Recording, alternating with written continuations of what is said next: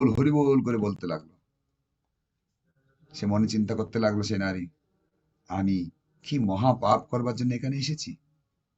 দেখুন তার মধ্যে সুবুদ্ধি চলে আসে। সাধু সঙ্গ সর্বশাস্ত্রে কয়, লবমাত্র সাধু সঙ্গ সর্বসিদ্ধি হয়। দেখুন ভক্তের সঙ্গে, দেখুন 3 দিনে ভক্ত হয়ে গেছে। 3টে দিন শুনেছে মাত্র হরিকথা, শুনে হরিনাম শুনেছে মুখ, কিচ্ছু হয়।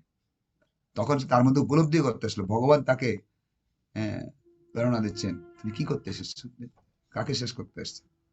তখন সে নিজে নিজে চিন্তা করছেন, আমি কি মহা পাপ করবার জন্য এখানে এসেছি। এই মহাভাগবত সাধুচরণে আমি মহা অপরাধ করতে বসেছি।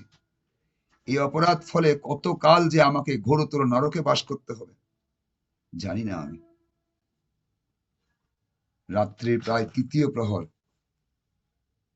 হুম, সেই নারী অতি নির্ভেদ যুক্ত হয়ে সজল নয়নে হরিদাস ঠাকুরের চরণে দণ্ডবোধ হয়ে প্রণাম করলো এবং বহু অনুনয় বিনিময় করতে লাগলো। শিল হরিদাস ঠাকুর বলতে লাগলেন, তুমি গাত্র উত্থান করো, শ্রীহরি তোমাকে কৃপা করবেন। তখন সেই নারী গাত্রোত্থান করে সজল নয়নে রামচন্দ্র খানের কথা বলল, তাকে কে পাঠিয়েছে। ঠাকুর কহে খানের কথা সব আমি জানি, অজ্ঞ মূর্খ সেই তারে দুঃখ নাহি মানি। দেখুন আরো কি হরিদাস ঠাকুরের কত মন, দেখুন কত বড় মন। ভক্তের মন কিরকম হওয়া উচিত, হরিদাসের প্রতিটা লীলায় এগুলা বোঝা যায় আমাদের মন কত বড় হওয়া উচিত। ঠাকুর কহে খানের কথা সব আমি জানি, অর্ঘ মূর্খ সেই, বলছে সে মূর্খ অজ্ঞ, জানে না কিছু। তারে দুঃখ নাহি মানি, সেখানে আমি দুঃখ পাই না, কারণ আমি জানি সে কি করছে, আমি জানি সব। হুম, হ্যাঁ, আমি রামচন্দ্রের সে কথা সব জানি। আমি সেই দিন চলে যেতাম, কেবল তোমার জন্য 3 দিন এখানে থাকলাম। কি বলছেন হরিদাস ঠাকুর, তোমার জন্য আমি 3 দিন এখানে অপেক্ষা করলাম, আমি ওই দিনই চলে যেতাম। তারপর হরিদাস ঠাকুরের মুখে এই উক্তি শ্রবণ করে সেই লক্ষ্য হীরা পতিত নারীর 2 নয়ন দিয়ে তখন অশ্রু বইতে লাগলো। হরিদাস ঠাকুর তারপর বললেন, তোমার ঘরের সমস্ত দ্রব্য ব্রাহ্মণকে দান করে এই কুটিরে এসে বাস করো, কেন এই পাপের জিনিস ত্যাগ করো। তোমার পাপ কর্মের এই ইনকাম সব এক্ষুনি দান করে আসো সমস্ত ব্রাহ্মণ।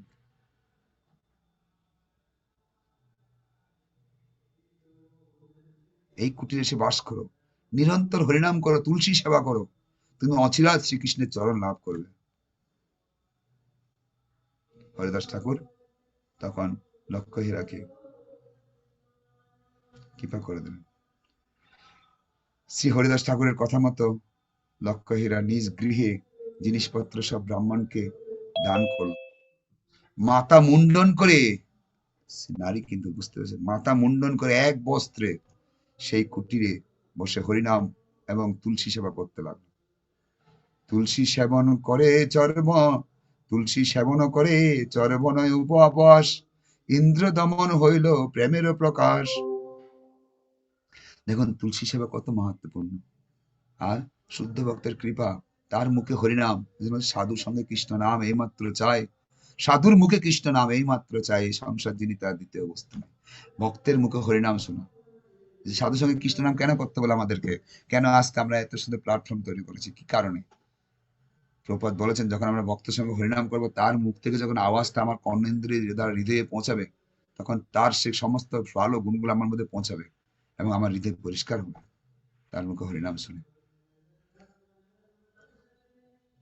আর তুলসী সেবন করে চর্বণ উপবাস।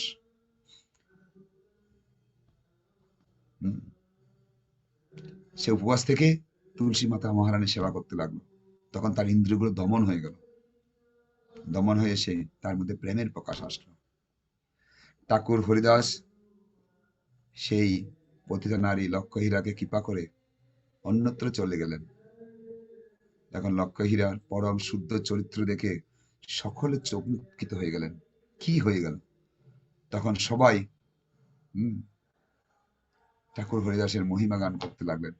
প্রসিদ্ধা বৈষ্ণবী হইল পরম মহান্তি, বড় বড় বৈষ্ণব তার দর্শনেতে জানতি।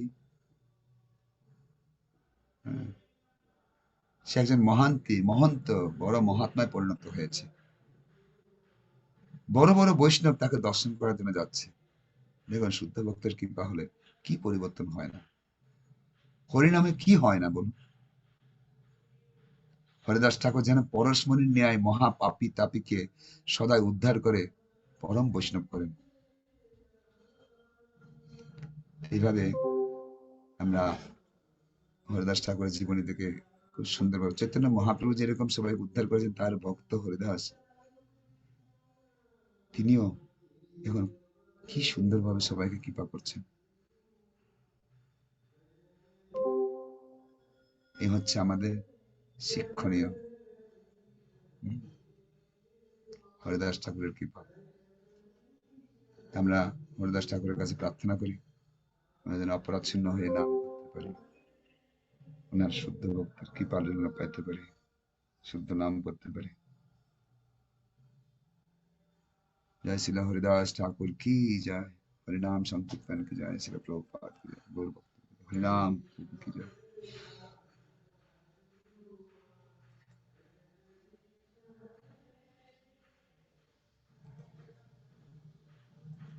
শিলা প্রভুপাদের শিক্ষা আছে নাকি?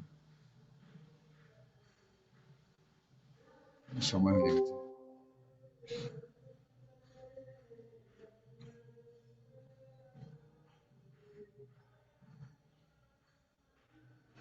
जय शिला प्रभुपाद की जय। স্টকহোম, সেপ্টেম্বর 10, 1973 সালে প্রভুপাদ প্রবচন দিয়েছেন। জনসংখ্যা বৃদ্ধি পেয়েছে কিনা সেটা কোনো ব্যাপার নয়, কিন্তু যদি মানুষ বেবিচারী হয় তাদের অবশ্যই অনাহারে থাকার মতো শাস্তি পেতে হবে, সেটি ভগবানের ইচ্ছা। হ্যাঁ গোবিন্দ। আর কি আলোচনা করার আছে, আজকে হরিদাস ঠাকুরের জীবনী থেকে বুঝতে পারছি সেই বেবিচারীদের উদ্ধার করছেন কিভাবে।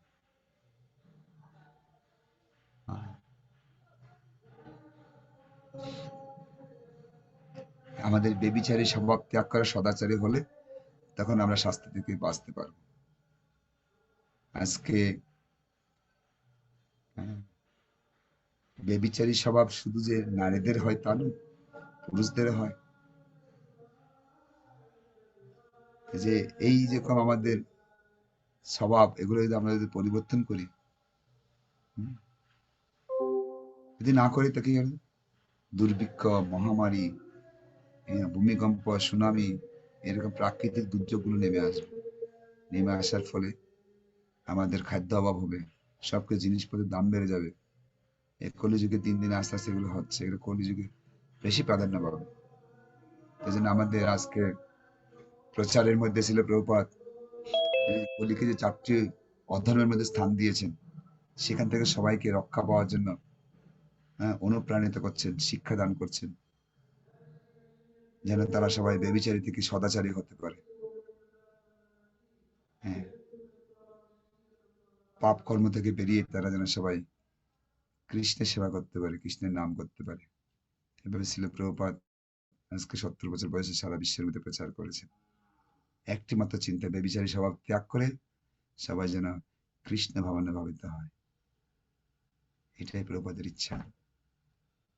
কৃষ্ণ যেন সবার হৃদয়ে আছেন, সবাই যেন কৃষ্ণের সঙ্গে সম্বন্ধ স্থাপন করে, কৃষ্ণের কৃপায় যেন তারা শুদ্ধ জ্ঞান এবং পবিত্র হতে পারে।